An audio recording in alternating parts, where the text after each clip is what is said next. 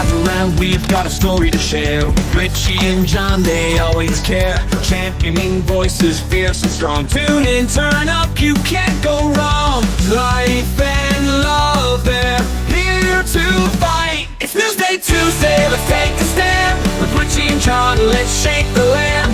Voices of truth in every sound. In this podcast world, our hope is found. The Mutual Broadcasting System presents Richie and John, the podcast that connects you with the people, events, headlines, and lifestyle interests of the global LGBTQ+ community.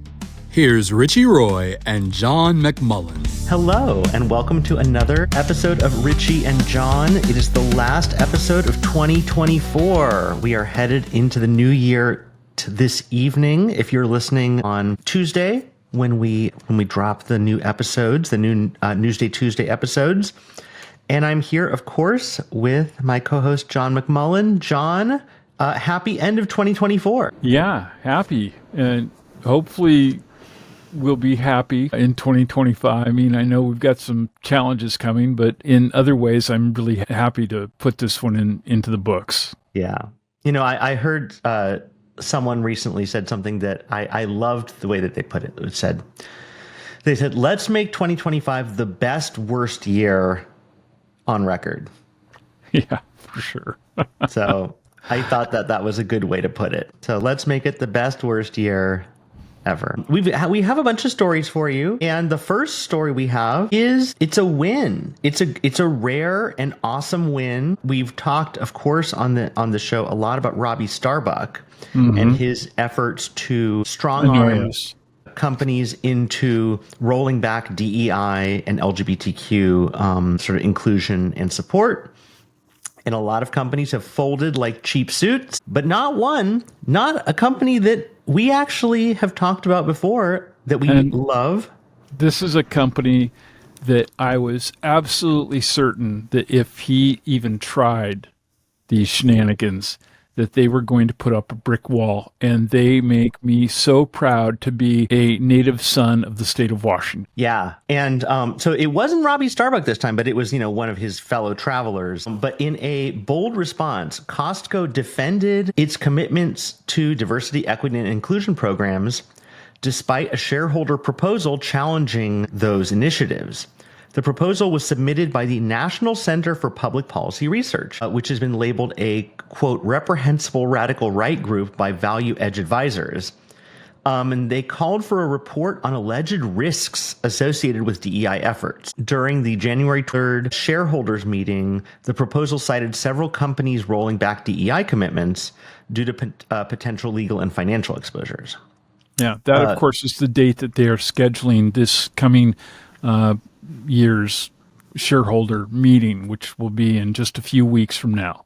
And so with this proposal coming in, their board is strongly recommending against a shareholder vote in support of this, which is, regardless of what happens at this point, to know that we have a major company, major retailer in this country that is saying, no, this does not embrace the values that we have as a company and the way that we value our employees, and DEI is going to remain in our future. It feels good to know that when I go shop there, that money is going into the hands of a company that truly supports freedom and equality and doing what's right. Yeah. And the board of directors said as much. They said, quote, Costco's commitment to an enterprise rooted in respect and inclusion is appropriate and necessary. And they emphasized that DEI initiatives are crucial for attracting diverse talent and enhancing customer satisfaction. And they mentioned, which I think was so interesting because it gives you a little peek behind the curtain. They mentioned that sort of DEI initiatives and sort of inclusion is part and parcel of the, quote, surprise element of shopping at a Costco. And it's really, it kind of makes sense because if you've ever been to Costco, it's a warehouse store, but there are always fantastic, weird, interesting things that you didn't think would be there that are great. And, it's not just great deals on paper towels and toilet paper and cooking oil. But there's always something weird, like some local chocolate covered cashews or something, made by a woman owned company. You never know what you're going to get, but there's always kind of fun, interesting stuff there. And I get it. It's like being a company that is progressive and that looks towards inclusion and diversity leads to more interesting offerings. And so I like that they made the business case. They didn't just say no. They said it's good for business. It's not just we want to do it, but it's actually good for our bottom line to have this, which I thought was actually really important. Mm-hmm. Yeah, absolutely. And, as somebody who has grown up with Costco and being in from its hometown area, the greater Seattle area, the first store actually was in Seattle. And it has always been that way and had that kind of leadership and thinking. And I've had many friends and even members of my own family who have worked at various levels within their warehouses and even at their headquarters. I have a friend who was actually at our party weekend that we had in November in Palm Springs, who was in charge of their travel division for a while. So it is a company that lives by, it practices what it preaches. And that's really a good thing. And that doesn't mean that everything there is perfect. I've heard a few stories that kind of make your hair curl a little bit too. But when they have those problems, they attack them. They jump on it and they fix things and they make it right. And that is something that, when I hear about this kind of a policy and this kind of an approach to dealing with something, rather than, as you say, folding like a cheap suit, when they jump in there and they use their muscle in the right way, it just makes me want to do more business there. Absolutely. Yeah. And I hope that this is a harbinger for maybe a little pushback in 2025, companies taking this threat seriously and looking at the value of diversity, equity, inclusion, and belonging, and saying, at the end of the day, it's better for our company to do this. And we don't care what Robbie Starbuck and his following have to say, because, our bottom line is better for being a better company. What I have right here is the proposal as was submitted by the proponents of this effort to have them step away from their DEI policies or programs. And this happens to be something that they've used some other precedent-setting law to be able to make the argument, this is why we should not do this. And you could be faced with tens of billions of dollars in discrimination against anti-woke people if you continue to do these things. And they made a case in here about how DEI departments and efforts had been diminished tremendously at places like Alphabet, which of course owns Google, and at Microsoft and other technology companies, as well as, like Zoom, as well as John Deere, which we've talked a lot about on this program, and Tractor Supply Company and others, and in the response that the board has issued to its shareholders, they've said, no, actually, they've got it wrong. It's misinformation, which of course is something that all of us need to become more and more aware of when that's being fed to us. And that it was misinformation and not exactly accurate portrayal of what had happened in other legal issues. So they are knowledgeably responding to this with the truth and what other organizations have done. In fact, they quote executive with Microsoft who said, no, if anything, we're digging our heels in deeper in support of our DEI initiatives at Microsoft. So those things don't surprise me from companies like that, because they know the value and what they stand to lose if they lose employees over the fact that they pull these kinds of BS knee-jerk reactions to people like Mr. Starbuck and his fellow band of miscreants. Absolutely. Yeah. So good for Costco. I mean, I'm not surprised because Costco is a great company, but I'm heartened by the sort of full-throatedness of their response, Yeah. And especially, it really sets for our community. I understand in many communities that a lot of people go and shop with the Waltons at Walmart. And I get why, because they do have better pricing on some things just because of the amount of volume that they can purchase in and sell at.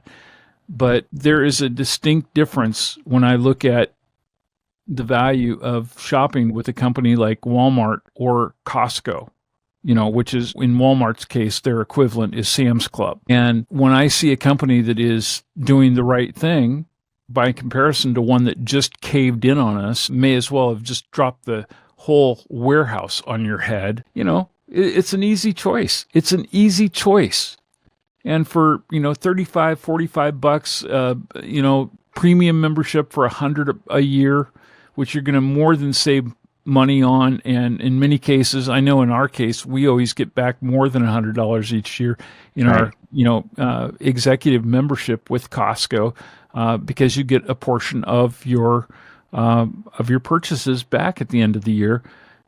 It's just a no-brainer for us. And I encourage all of you, if you live in a Costco area, that you should definitely shop there. And Richie, I think you came back, even though it's quite a distance away, you just came back among the Costco customer base as well. Yeah, I just recently, around my birthday, rejoined after a hiatus because it isn't convenient for me. It's about an hour and a half from my house, but the prices are so good. The products are so excellent. The Kirkland Signature products, their house brand, which is usually white labeled stuff that, from companies that you would buy off of the shelves. But, they have, I believe someone said, like, their laundry detergent, the Kirkland one is Persil, and their American vodka is Tito's, and their European vodka is Grey Goose. And, you just go down the list. They have great prices for private label goods that are extremely high quality, which is not the same as everywhere. Sam's Club has private label stuff too. It's crap. It's cheap crap. Costco has stuff that's cheap and good. So yeah, I'm happy to be back with Costco, and especially after this, I'm actually planning on taking the little journey down there sooner rather than later and stocking up on stuff. And they have a number of items that they sell throughout the year or all year long that are also loss leader things for their members. So, a lot of people kid about it, but those hot dogs that they don't change the price on, and those rotisserie chickens that are still the same price that they were, 8 years ago. They're not only yummy. You're welcome, Z. They're not only yummy, but they also are something that they want to maintain a value for the sake of their customer base. And that's a great deal. Who cares about the customer in most places anymore? Yeah. Not a lot of retailers. No. So it's a great way to head into 2025, knowing that we have at least one major publicly traded company that is pushing back strong in a sort of a full-throated way. And I'll say one more little thing about them, which is, and this has nothing to do with the LGBTQ community, although it does benefit us as well. They are very community-minded, and I am involved with helping a friend of mine who runs a variety of events, some that are queer-related and others that have nothing to do with the LGBTQ community, and they're always there supporting those events and those community festivals and things like that. They put their money where their mouth is, and they're good corporate citizens. So speaking of not so good corporate citizens, we have another news story sort of about business, which is about a company that if you're in the LGBTQ community, you probably know where they stand, which is Chick-fil-A. Chick-fil-A, of course, has been known for many years. Its founder is a very staunch Christian. They have donated lots of, whether the company or the founder have donated to, anti-LGBTQ causes, right-wing causes, generally not a friend of the community. But Chick-fil-A is launching a public relations campaign to mitigate its long-standing anti-LGBTQ reputation as it prepares to reopen in the UK. The company faced significant backlash in 2019, which led to its closure in Reading and Scotland due to widespread protests. Now, Chick-fil-A plans a major comeback with 5 simultaneous stores opening in London, Liverpool, Leeds, and Belfast in 2025. So Brian Millennius, who is leading the PR effort, says, quote, "There are a lot of misconceptions about Chick-fil-A." I'm sure there are. I'm sure, exactly. Officials at Chick-fil-A claim that their anti-discrimination policy is expansive and inclusive, and the chain is hoping that support from respected LGBTQ organization Stonewall will ease public acceptance. Retail consultant Peter Backman observes that a bit of the steam has gone out of the LGBTQ thing, signaling possible reduced resistance.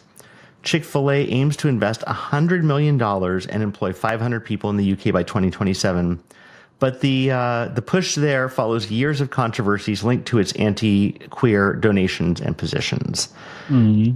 And yeah, so this seems like pinkwashing to me, getting this Stonewall organization to support them.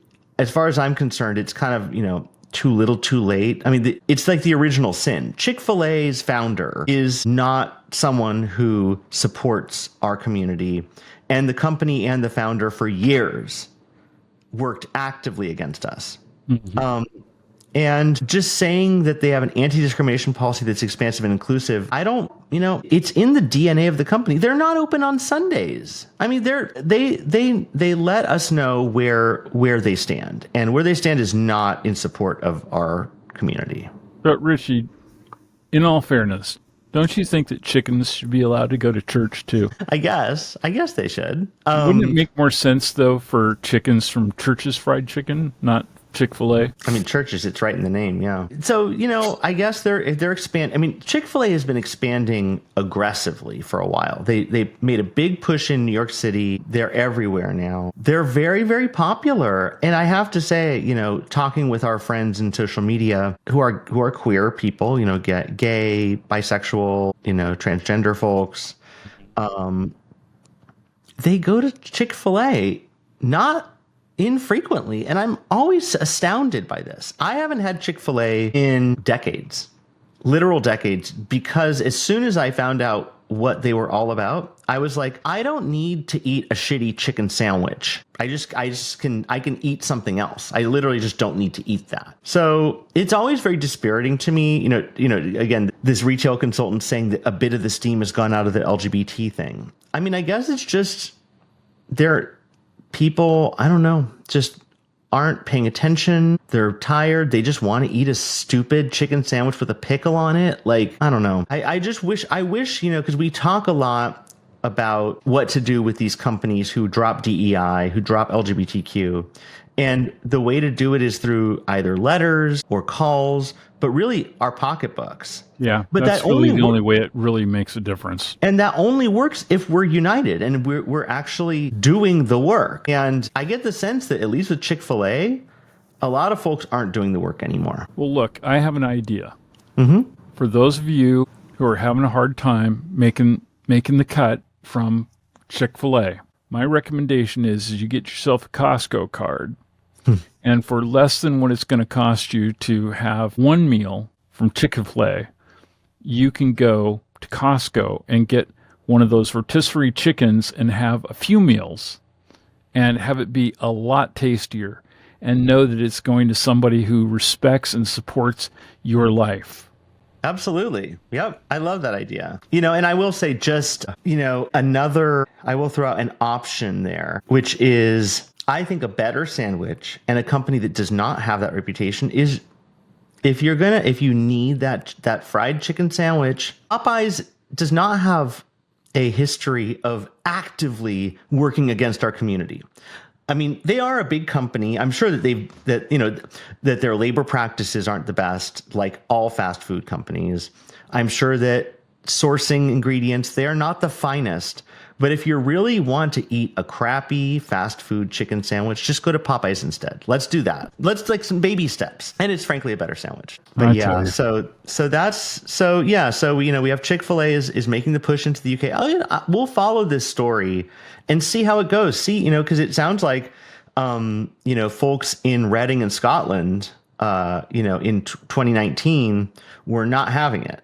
So we'll see if in 2025, if they stand strong and resist Chick-fil-A's push into I have another idea, Richie. Okay. What if you and I just open up our own chain of chicken restaurants, and we'll call it Chick Gay, and it'll be CHIQ, gay. And I know plenty of gay guys who are totally into chicken. Perfect. It's a great business plan. We can't lose with that one. You know what we could do? We could sell it with fried Twinkies. Fried Twinkies? Or, chicken, Twinkie, it's all the same. Yeah. It's all a thing. Yeah, no, it's all... It's all of a piece. Yeah. Well, let's workshop that one. Let's see. Let's get the business plan drawn up. We'll have to call our friend Mr. Nash and run that by the consultancy. Yes. Yeah. Well, there is life beyond food, and we're going to get to it eventually, but our next story is also in the food sector. We're not, I know everybody has been over-consuming during the holidays, Thanksgiving and Christmas and Hanukkah and all of the good cheer events lead to a lot of eating. But in Red Bank, Tennessee, they stirred a little controversy at Pizzeria Quartile. Is that how it's pronounced? Quartile, who knows? Anyway, what they did is they refused to cater a same-sex wedding. And they cited the owner's personal beliefs. And the decision came to light through a Reddit post that was featuring a text exchange where the pizzeria confirmed, quote, "We do not cater same-sex weddings," end quote. The response generated over 1,300 comments. Wow. A lot of those expressed disappointment and pledged to boycott the business. And taking that a step further, the pizzeria publicly stated its decision arose from, quote, personal conviction and meant no harm, apologizing for, quote, the pain that this has caused. Well, despite turning off comments, the statement requested grace and dignity when interacting with them. Yeah. So you could be erased and forgotten about, and it's all just part of grace and dignity. But in solidarity with the LGBTQ plus community, the Book and Cover bookstore announced that it was no longer going to host the pizzeria's food truck. We'll show you. And they did. So supporting LGBTQ plus rights, Corinne Finnair of the Seed Theater emphasized that the importance of, quote, uplifting business and celebrate the queer community. The incident triggered strong local support for queers and inclusivity of us. And so I think in the end, it's a good learning experience in a little town in Tennessee where we have heard all sorts of nightmares, ranging from drag queens trying to tell kids a story to, wedding cakes and I don't know. Can't we all just carve out the bad parts of America, get rid of Dumbfuckistan and move forward? If it were only that easy. But, I'm glad here that the community kind of has responded. Again, it's really about how people take these things. I have a couple thoughts on this. One, let's not cater a wedding with pizza. I'm just starting there. Hey. We're talking about Tennessee here. We're not doing pizza at the weddings. So just first of all, we're not doing that. So, but if you're going to cater your wedding with pizza, sometimes I just don't get these. I feel like they're going out of their way to make up. They're trying to make a point because, there are all kinds of stupid reasons that people buy pizzas. People buy pizzas because they're drunk. People buy pizzas because they're just hungry or because they're having a bachelorette party or whatever reason. Like, who cares? Like, by sending your dumb pepperoni pizza to a same-sex wedding, it's not like you're giving them, a KitchenAid. It's just I almost feel like, they're kind of trying to now I'm actually feeling challenged. I'm feeling like that's exactly what I should give somebody for a Christmas gift, for a wedding gift. Next wedding I go to, I'm going to take something that's going to have an aroma that's coming from a cardboard box. Bring a pizza. Bring your own pizza to the reception. Right. But yeah, so I'm glad that the community is responding. In solidarity with the community. Some terrible, dried out white cake chicken with bread, lemon filling in it or something. Yeah. I mean, yeah, or some desiccated chicken breast with, goopy marsala sauce on it. Right. But yeah, so Pizza Cortile, boo on you, but glad that Red Bank, Tennessee, and Book and Covered Bookstore, good for you. I feel like, calling them up and, placing a call to them and, pizzeria Cortelli.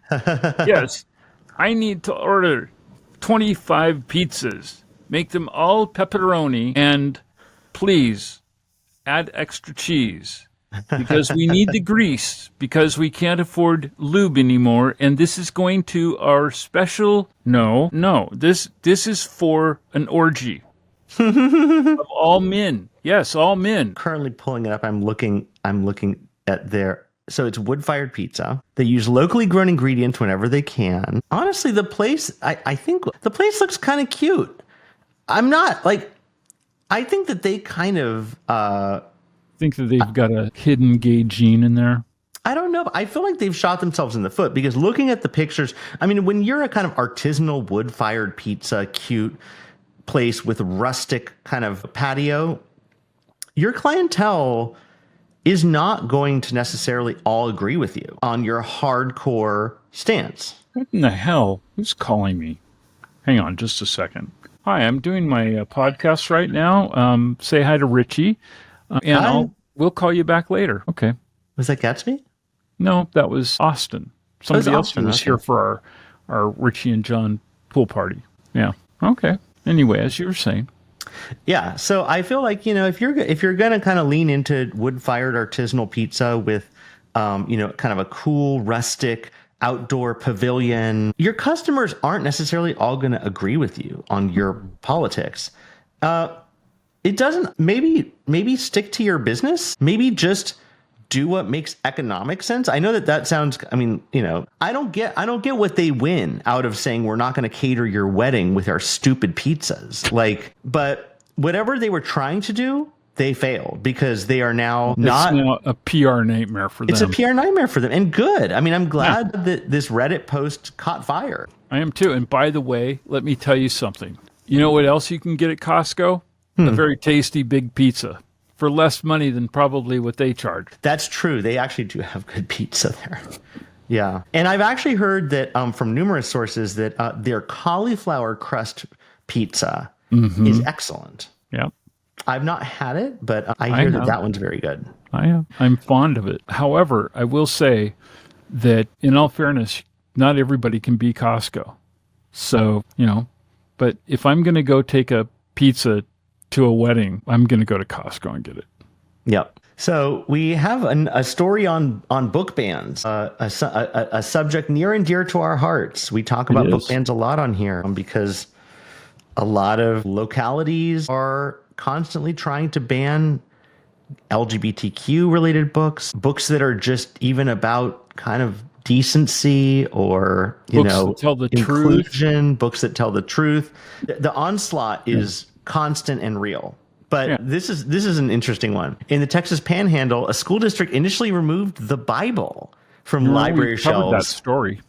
Following a new state mandate banning materials with, quote, patently offensive sexual content. Superintendent Darrell Flush informed parents that House Bill 900 prohibits certain books, including the Bible, from school libraries. Flush stated, quote, HB 900 does not allow numerous books, including the full text of the Bible. The decision, of course, faced backlash from parents. During a public meeting, parent Regina Keeney remarked, quote, "It seems absurd that the good book was thrown out with the bad books," arguing that the Bible provides, quote, "comfort and a sense of security," unquote. The removal was reviewed with House Bill 900's author, Representative Jared Patterson, which led to the Bible's return to the library shelves. This incident highlights ongoing debates over religious materials in schools, and similar controversies have arisen in other states, as we have discussed, reflecting tensions over church and state separation. I think what it also highlights is that these bills are hypocritical and ultimately really are just about banning gay books because the Bible is full of stuff. The complainant in this case was a parent named Vagina Weenie? What? Did you say that the parent who complained about this, her name was Vagina Weenie? No, although that would be a good that would be no Regina Keeney. Oh, okay. And that was just a parent at a public meeting. But yeah, no, it just highlights the fact that, because if you look at Bible stories, she was able to read the map to get to the meeting. Yeah, but the Bible is full of, I mean, if you take these bills at their word, the Bible is full of all kinds of stuff that would actually get it removed from the shelves. Mm-hmm. But of course, they do not apply these bans equally, Right. It is really about when it's wrapped up in the word of GAWD. That's big stuff. Yeah. I also like the way that this Regina Keeney characterized it as the good book thrown out with the bad books. So these aren't just books that they're bad books. That's the thing. Books with, LGBTQ content, adult content, these are bad books. It's not just that these books should be limited to who looks, and they're bad books. Get rid of them. I mean, it's so crazy to me. And arguing that the Bible provides, quote, comfort and a sense of security, unquote. Well, who knows? Maybe for some of us, William Burroughs' Queer or Edmund White's, A Boy's Own Story provides comfort and a sense of security. I know they did to me when I read them when I was in high school. So if we're looking about comfort and security, actually for queer people, gay books provide that. So that's not an argument either. Well, queer people aren't real people. Exactly. They're queerdos. So this story, it's a little bit of just a light one, but it just highlights the fact that that these book bans are really, you can call it whatever you want. You can give it this kind of facially neutral vibe, but really it's just about banning gay stuff. Yeah. It's always about banning gay stuff. By the way, what happens when your children turn 18 years old and they have the right to access anything that they want and you can't control it, and they see exactly what you've done to them and how you've limited their own, access to the world around them, and they're wondering why they are so socially retarded and don't fit in with anybody else, perhaps in and among their peers. I mean, you're not doing anybody any favors. You do more favors and open, a person up to coming to their own moral and ethical conclusions on things by allowing them to have an exchange of ideas and points of view. It's why control of information is why they're so fixated on it. I mean, it's why, for instance, Elon Musk recently tried unsuccessfully to buy Wikipedia. And when they said, no, thank you, he tried to convince people on Twitter to not donate to Wikipedia, and generally, pushed back on Wikipedia. It backfired. Wikipedia saw a huge uptick in donations after Elon Musk's outburst. But it shows, because Wikipedia is a neutral, a sort of crowdsourced, neutral point of view for a lot of information. Not always the most accurate, but yeah.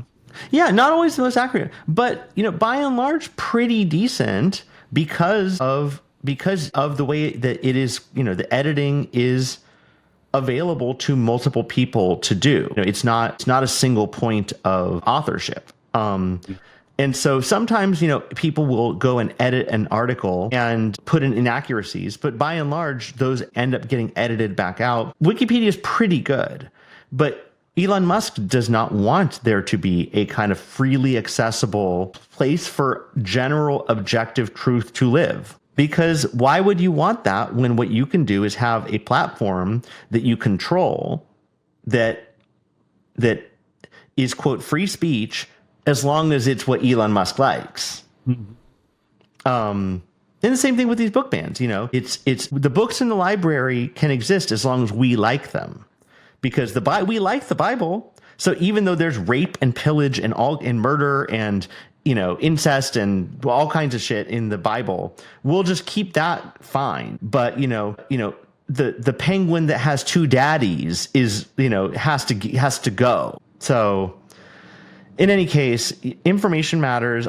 Is there a section in there about incestuous rape of penguins? I think that's in the Apocrypha. I think that's only in certain editions of the Bible. Okay. Yeah. Kind of like the King James. Yeah. No, yeah. It's something like that. But, so our final story for the week is, we're remembering a great leader, a great man. He was not a great president in terms of some of the things that happened during his time, and I think he got saddled with a whole bunch of crap that was the fallout of preceding administrations and the distrust that was sown in the fabric of America by the person who was previously elected to the office, being Richard Milhouse Nixon. Yeah, I was going to say, we're not talking about Biden. We're talking about someone else. Yeah. In terms of cleaning up the messes that a previous administration left for them after disgrace. Right. Well, not Biden, but in this case, it's Carter, who died on last Sunday at the age of 100, and who did a lot of great in this world. Again, as you said, as a leader, I think was a very decent man, maybe not the most effectual president, dealt with a lot of headwinds, but in the subsequent years, was a stalwart with things like Habitat for Humanity. He was a total humanitarian and was a first-class human being. And was an absolute titan in public health. He and the Carter Foundation basically almost single-handedly, almost entirely eradicated the guinea worm, which was a terrible sort of, it's something that sort of was a big issue in Africa and, immiserated many people for many, many years. And through tireless work through the Carter Foundation and, other nonprofits really spearheaded, by Carter, the guinea worm went from, killing thousands and thousands and thousands of people to, I think, like 16 last year. It's some crazy way in which one person and the efforts of his foundation and the people who, sort of were, following his lead really made a huge difference in making lives better. He also, he was a very early ally to the LGBTQ community as well. He hosted conference at the White House during his tenure as our president and was very supportive throughout his life. Yeah, he was definitely a person of faith and, a minister, and had no impact on him not being supportive of LGBTQ people.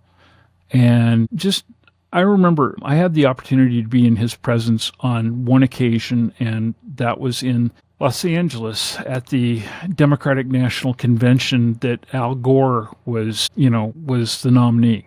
And he was like royalty, which was odd for me to see because I remember when he was president, like it was yesterday, because he, of course, was serving when I was just wrapping up my high school years, and that mess that he had to deal with that Ronald Reagan actually made worse with the situation with 444 days of captivity for people who were in the United States Embassy in Tehran, Iran. And I don't know how President Reagan was not actually indicted for his role in stalling those negotiations to not allow the release of those hostages until after Reagan was in an office. I mean, that was as deplorable as just about as anything that Donald Trump has done in its day. But because of a lot of the things that were happening then and happening in the Middle East, the stuff that was going on with gas prices and with the gas shortage and things like that impacted our country and made people hate a man who was filled with nothing but love. It was such a gut punch to grow up and really realize how much I didn't know when I was at that age, at that time. And he was really a very decent human being. And it's a real loss for humanity, but he set a great example. Yeah. And it's, it kind of gives, I think, a little moment of just historical reflection, because Carter was a very decent man. And I think probably if you look at what he accomplished, despite the headwinds, there were probably some big wins that happened under his administration, but it was just sort of overshadowed by just this sense of sort of fecklessness. And he was a quiet, decent man. And the thing is, it turns out America does not like quiet, decent leadership, because we've seen this again. We went from, a Nixonian clown to someone who really tried to right the ship for 4 years. And rather than extend that, sort of another 4 years, went back to a clown. And again, a clown that, Ronald Reagan was a buffoon and he was an actor and a buffoon when he that was, and again, we have someone who primarily is an actor and a buffoon who is now going to be president again. So it turns out, for better or for worse, this country doesn't want decent, quiet, good government leadership. It seems to just thrive on the cult of personality, the clownishness, the oversized drama queen, kind of like presidential drag, Totally. It just, so it just reminds me, why I sort of go there is because going into 2025, we're going to have to put up with a lot in this year. And it's a reminder that this is not a new situation. It might be worse than before.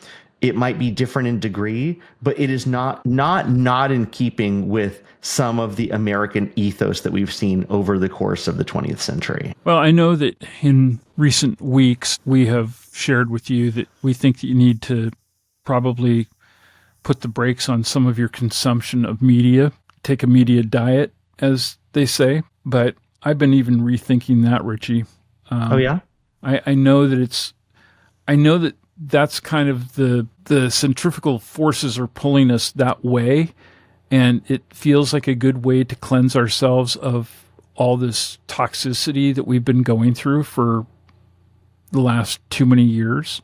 Mm-hmm. However, when we get together again next week, I'm going to present a couple of podcast ideas that I'd like people to listen to if they get a chance, because this is really a time when we can't afford. I mean, I read an interesting article the other day where this new administration of this old administration that's coming in is really counting on all of us to be so burned out that we're just going to not pay attention.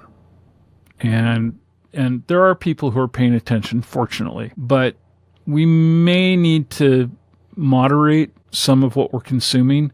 But I think that others of us are really going to have to work to find our second wind, or third or fourth or 19th.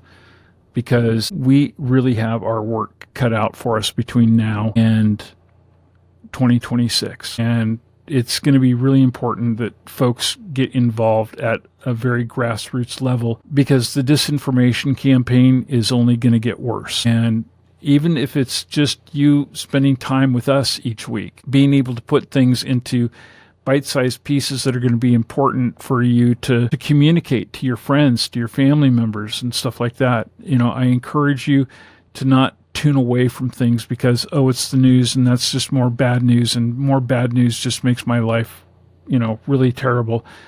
Things are not going to get better if we don't work on them. We're going to have to work on them.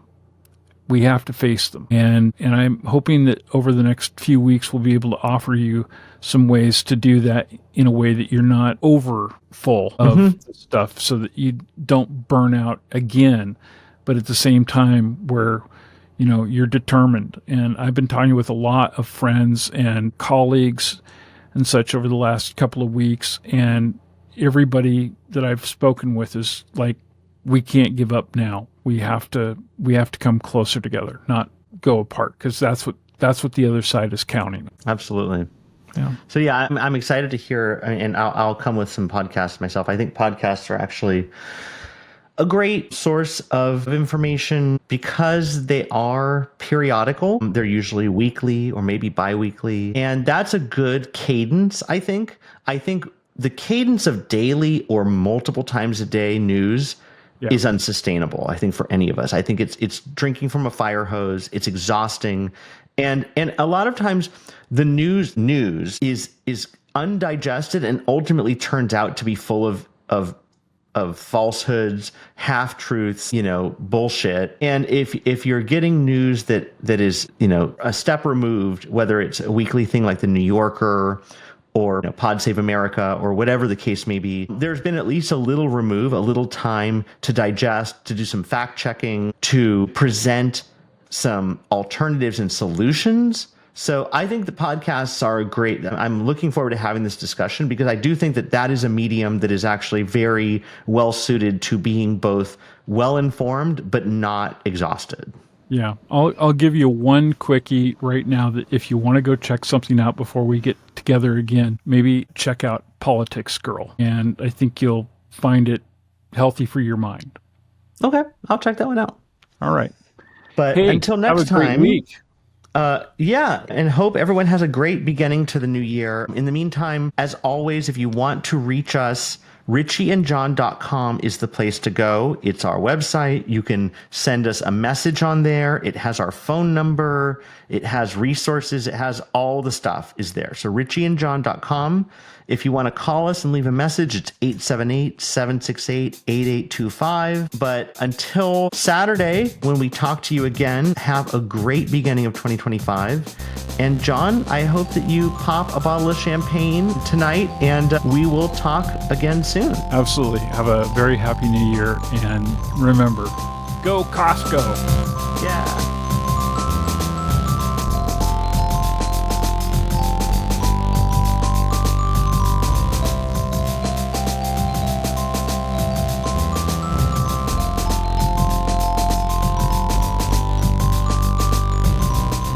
Thank you for joining us on Richie and John. This podcast is a production of the Mutual Broadcasting System and is available at richieandjohn.com, as well as most major podcast portals, including Apple Podcasts, Amazon Music, and Spotify.